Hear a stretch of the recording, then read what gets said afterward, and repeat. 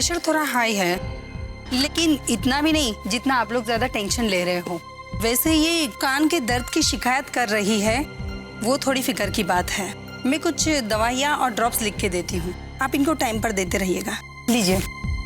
अच्छा, और एक बात कि इनके आगे पीछे कोई शोर शराबा ना करे। जी, हम बिल्कुल ध्यान रखेंगे। राशि, माँ को जूस दे दो। जी। लीजिए माँ। माँ पी लीजिए ना। बाद में पी लूंगी। ठीक है। एक बार फिर से मैं याद दिलाना चाहती हूँ आप लोगों को कि घर में तेज म्यूजिक बिल्कुल नहीं होना चाहिए, ये इनके लिए खतरनाक हो सकता है। जी, हम ध्यान रखेंगे। चलिए। कोयली, जी माँ। डॉक्टर क्यों आई थी? वो माफ कीजिएगा, माँ कभी कभी भूल जाती है। हाँ हाँ, भूल जाती हूँ, सब कुछ भूल जाती हूँ, बातें भूल जाती हूँ, चीजें भूल जाती हूँ, लेकिन लोगों को नहीं भूलती। अच्छा, मैं चलती हूँ। अब सब कुछ याद आया। अरे कोयली। जी माँ। तू और हेतल अपनी अपनी बहुओं की जिम्मेदारी अदला बदली करने वाली थी ना?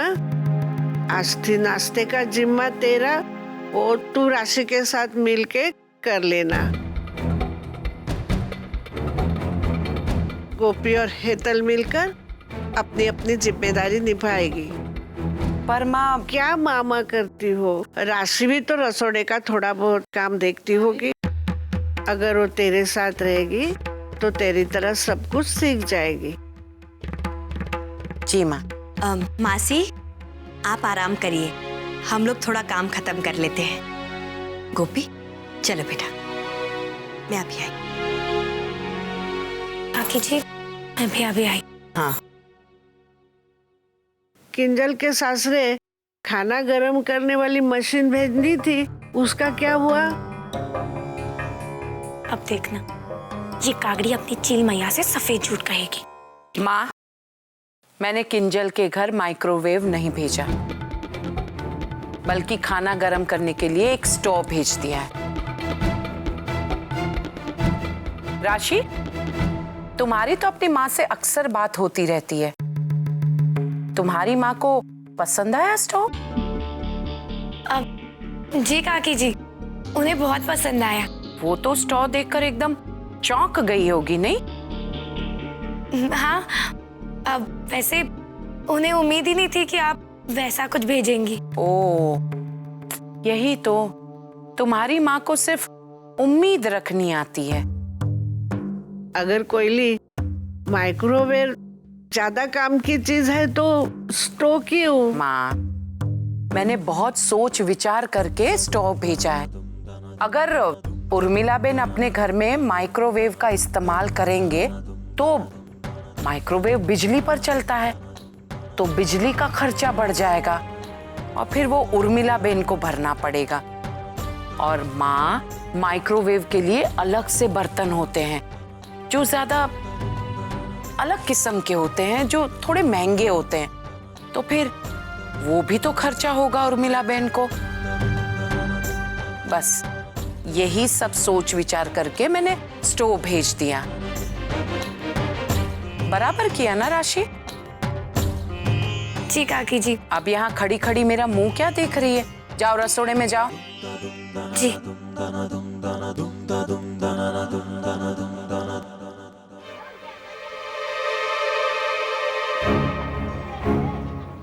उफ, कितनी गर्मी है। मैं पंखा थोड़ा और तेज कर देती हूँ।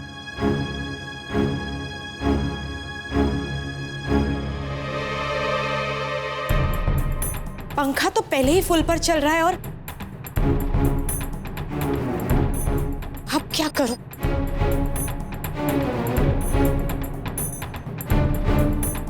एक एसी भी नहीं लगा सकते ये लोग। किंजल जी, आप इतनी परेशान क्यों हैं? परेशान नहीं, मैं गर्मी में पागल हो रही हूँ। किंजल जी, आप जा कहाँ रही हैं? कुछ नहीं, अपने चेहरे पर ठंडा पानी छिड़कने। कोई एतराज?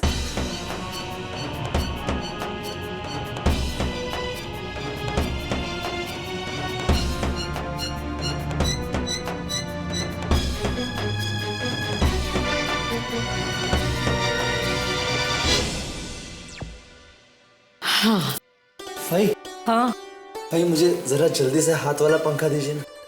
તારેનું શું કામ છે?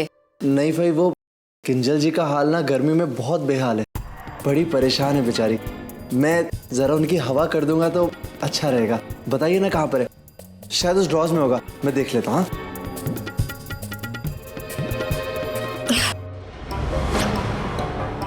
अच्छा, तो अब तू अपना जीवन धनियानी की सेवा में ही काटेगा? नहीं नहीं भाई, वो नहीं ना, तो तू भी वैसा ही किया कर जैसा गर्मी के दिनों में मैं और तेरे फूफा जी किया करते हैं। क्या करते आए आप लोग? मुझे भी बताइए ना, मैं अभी जाके बाजार से लेके आता हूँ। तुम्हें कहीं जाने की जरूरत नहीं है, बस गाडला ने भीनू करी ना। गद्दे गीले कर दूं? हाँ, फिर गर्मी कम लगेगी। अरे आजकल मैं रोज ही ऐसा करती हूँ, अब जाके कहीं घड़ी भर सो पाती हूँ। ऐसे ऐसा करूंगा तो किंजल जी की सारी परेशानी दूर हो जाएंगी। भाई क्या बेस्ट एंड बेस्ट आइडिया दिया है ना? मैं अभी जाके गद्दों में पानी डाल देता हूँ। लो, दे दिया ना नहले पे दहला। माइक्रो की जगह पे स्टोव, तो एसी की जगह पे गीला गद्दा।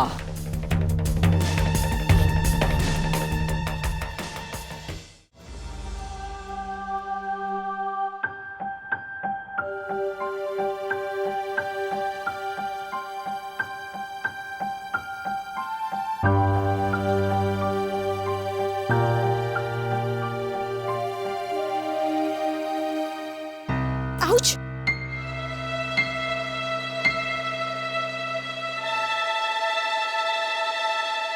ये बिस्तर तो गीला है। हाँ किंजल जी, ये मैंने किया है। क्या तुमने किया?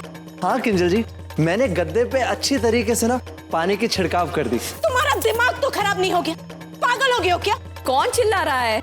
ये सब आप अपने भतीजे से पूछिए। और बिस्तर गीला कर दिया उसने। भाई तुम्हें ने अच्छा अच्छा, वो अरे मैंने ही तो उसी को कहा था। तुझे बहुत गर्मी लग रही थी ना, और धवल बेचारा बहुत परेशान था। હવે શું છે ને बेटा, ज्यादा गर्मी लगती है तो हम सब तो यही करते हैं। और बेटा तुम्हें तो एसी की आदत है ना, और जो गर्मी दूर करने के लिए हो सकता है वो उसने सोचा कि वही मैं कर दूं। वैसे इस बारे में तुम कुछ सोच सकती हो, शायद वो तुम्हारी बात मान जाए। वाह, आप तो ऐसे कह रही हैं जैसे मैंने कहा और माँ ने भेज दिया। ऐसा कभी नहीं होने वाला।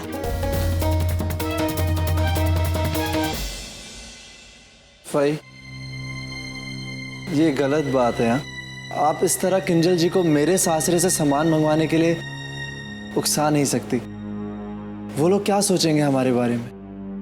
उनसे नहीं तो क्या तेरे फूफा से उम्मीद लगाऊं या फिर तुझसे? अब जैने पोतानु काम कर।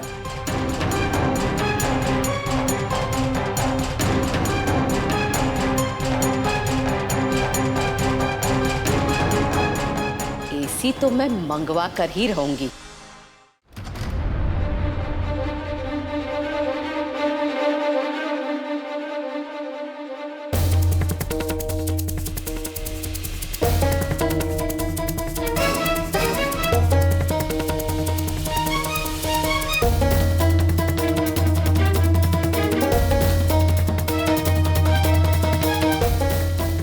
अब मारे गर्मी के जब उस छोटी कागड़ी के पंख पसीने से चिपचिप आएंगे, तब वो एसी वाली बात उसे समझ में आएगी। आंटी, दरवाजे पे कोई है आपके लिए। किंजल दिकरा, पहले रसोड़े में जाकर अच्छी तरह सब कुछ रख दे, फिर जाके आराम करना। वहां सब हो गया, अब मैं जाकर आराम कर रही हूँ।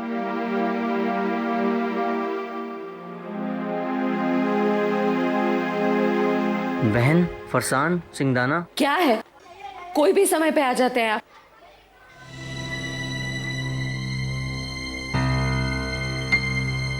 ये पंखे को क्या हो गया? सिर्फ पंखुड़ियां घूम रही हैं।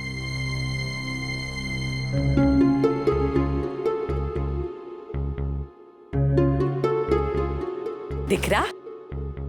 तुम्हारे लिए कुछ लाऊं? फाफड़ा, भावनगरी गाठिया, बोलना कुछ लेकर आती हूँ। अचानक ये पंखे को क्या हो गया? और यहाँ तो रेगुलेटर का बटन भी नहीं है, पर सुबह तक तो था। ये अचानक कहाँ चला गया? दिख रहा, बहुत पुराना पंखा है। एक ना एक दिन तो अंतिम सांस लेनी ही थी। और अगर इस रेगुलेटर का बटन मिल भी गया तो क्या मालूम इस पंखे की रफ्तार बढ़ेगी भी या नहीं बढ़ेगी ना। मुझे तो बड़ा मुश्किल लगता है। साचू कहूं दिख रहा? अरे आटली गर्मी मां फक्त पंखाથી गुजारो? ना कुछ ना कुछ तो करना ही होगा। मर जाऊंगी मैं तो, वाकई मर जाऊंगी।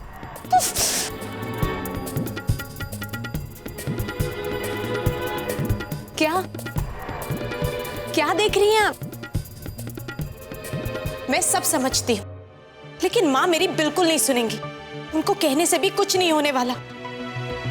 अगर मैं उन्हें ये भी जाकर कह दूंगी कि माँ मुझे एसी चाहिए, तब भी नहीं। दिख रहा? तो किसने कहा है कि जाकर सीधे बोलो? मैंने कुछ सोच के रखा है, तेरे भले के लिए ही है। देख, अगर एसी आएगा तो लगेगा तो तेरे ही कमरे में ना। मैं थोड़ी यहाँ आकर बैठने वाली हूँ। तू चैन की नींद सोए, इसी में मेरी खुशी है। बताइए